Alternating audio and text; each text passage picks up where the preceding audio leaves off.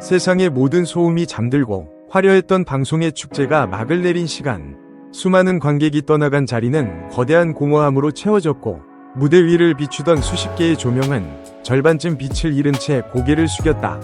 방송 녹화가 끝났다는 것은 공식적인 이야기는 끝났다는 의미였다. 하지만 진짜 이야기는 바로 그 순간, 카메라가 모든 기록을 멈춘 바로 그 찰나에 시작되고 있었다.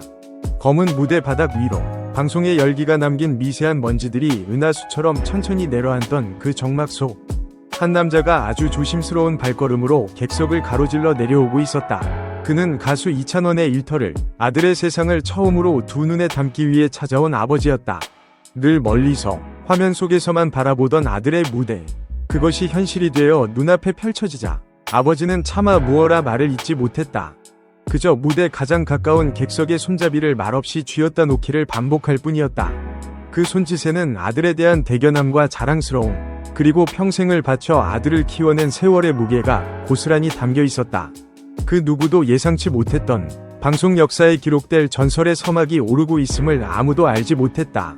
그때였다. 그 고요하고 성스러운 순간을 가르며 진행자 김신영이 환한 미소와 함께 다가왔다. 그녀는 공간의 온도를 읽는데 타의 추종을 불허하는 방송인이었다. 그녀의 눈에는 무대를 바라보는 아버지의 깊은 눈빛과 그 안에 담긴 수만 가지 감정이 보였다.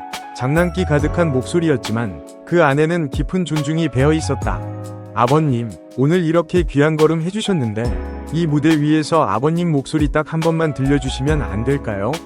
단순한 제안, 어쩌면 가벼운 농담. 그러나 그 한마디는 마치 고요한 호수에 던져진 돌멩이처럼 현장의 공기 전체에 신비로운 파문을 일으켰다. 스태프들은 하던 일을 멈췄고 밴드 세션들은 서로 눈짓을 교환했다. 이미 공식 녹화는 끝났고 카메라는 꺼졌다. 하지만 그 자리에 있던 모두의 기억 속에는 지금부터가 진짜 방송의 시작이었다. 대본도 큐시트도 없는 오직 진심만이 존재하는 단 하나의 무대가 열리려 하고 있었다. 스태프 한 명이 재빨리 마이크 하나를 더 준비해 무대 위로 올렸다. 아들 이찬원은 당황스러움과 설렘이 뒤섞인 표정으로 어쩔 줄 몰라 하며 웃었다. 아버지는 급고 손사래를 쳤다. 아이고, 제가 뭘, 연습도 하나도 안 했는데요. 그의 겸손한 거절에 김신영은 더 환하게 웃으며 답했다. 연습이요? 안 해도 됩니다, 아버님. 그 순간 김신영은 밴드 마스터에게 아무도 모르게 눈짓을 보냈다. 키를 조금만 낮춰달라는 신호였다. 그것은 프로의 기량을 평가하는 자리가 아니라 집의 온도를 나누는 자리라는 무언의 약속이었다. 프로의 무대가 아닌 세상에서 가장 따뜻한 거실을 만들겠다는 배려였다. 이윽고 익숙한 반주가 스튜디오를 감쌌다. 첫 소절을 아들이 먼저 시작했는지 아버지가 먼저 시작했는지는 아무도 정확히 기억하지 못한다. 그것은 중요하지 않았다. 중요한 것은 두 사람의 목소리가 마치 수십 년간 한 집에서 함께 울려 퍼졌던 것처럼 단 하나의 오차도 없이 그 집만의 음정으로 정확하게 맞아떨어졌다는 사실뿐이었다. 아버지가 선택한 노래는 평소 집에서 흥얼거리며 가장 즐겨 부르던 아들의 노래였다. 아들의 성공을 가장 가까이에서 지켜보며 어쩌면 아들보다 더 많이 불렀을 바로 그 노래였다. 1절은 아버지가 묵직하고 담담한 목소리로 이끌었다. 수십 년의 세월이 담긴 그의 목소리에는 화려한 기교는 없었지만 그 어떤 명창도 흉내낼 수 없는 깊은 울림과 진정성이 있었다. 아들 이찬원은 2절이 시작되자 조용히 한 걸음 뒤로 물러나 아버지의 목소리에 방해가 되지 않도록 낮은 화음을 얹었다. 서로의 숨소리를 느끼고 호흡의 미세한 틈을 기다려주는 그 몇 박자. 그것은 세상 그 어떤 화려한 애드리브보다도 더 깊고 강렬하게 모두의 심장에 박혔다. 그것은 기술이 아닌 세월과 사랑이 만들어낸 완벽한 앙상블이었다. 노래가 절정으로 치닫자 조용히 무대 뒤에서 이 광경을 지켜보던 PD와 제작진 사이에서 나지막한 탄성이 터져나왔다. 조명 감독은 마치 무언가에 홀린 듯 습관처럼 다시 페이더를 밀어 올렸다. 꺼졌던 조명이 다시 무대를 환하게 비추기 시작했다. 그 순간 그곳은 더 이상 녹화가 끝난 스튜디오가 아니었다. 세상에서 가장 특별한 콘서트홀이자 한편이 감동적인 영화 촬영장이었다. 노래가 끝나자 약속이라도 한 듯 제작진 모두가 뜨거운 박수를 쏟아냈다. 이 즉흥적인 듀엣이 끝나기가 무섭게 한 PD의 메모장에는 번개처럼 두 줄의 문장이 선명하게 적혔다. 가족 특집, 전국 투어 포맷으로. 그것은 단순한 아이디어가 아니었다. 방송계의 판도를 바꿀 새로운 기획의 씨앗이 움트는 순간이었다. 노래는 결국 가장 따뜻한 식탁에서 시작된다는 명제가 눈앞에서 기적처럼 증명된 현장이었다. 이제 남은 것은 이 경이로운 온기를 전국의 시청자들에게 전달할 프로그램으로 번역하는 일뿐이었다. 제작진은 그날 밤 곧장 긴급회의를 열어 전국 X가족 이야기라는 가제를 붙였다. 공개 녹화가 열리는 지역마다 그 지역 출신 가수와 그의 가족이 함께 서는 무대를 하나의 코너로 만들자는 파격적인 기획이었다. 무대 위 스타와 무대 밖 가족이 음악이라는 언어로 만나는 가장 진솔한 순간을 기록하는 것. 가수 이찬원의 기량이야 이미 수많은 방송이 증명해왔다. 3.600석 규모의 대전 콘서트를 예매 시작과 동시에 전석 매진시키는 그의 티켓 파워는 이미 업계의 전설이었다. 하지만 그날 밤 아무런 연습 없이도 부자의 호흡이 정확히 맞아떨어진 그 순간은 단순히 노래를 잘한다는 차원을 넘어선 것이었다.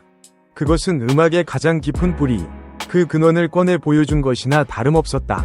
문제는 단 하나였다. 이 전설적인 무대의 주인공인 아버지가 카메라를 극도로 부담스러워한다는 점이었다.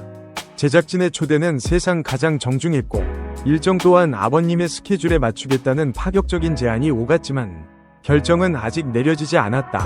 아들 이찬원은 아버지가 원하시면 언제든 함께하고 싶다고 했고 제작진은 원치 않으시면 절대 무리하게 청하지 않겠다며 한 발 물러섰다.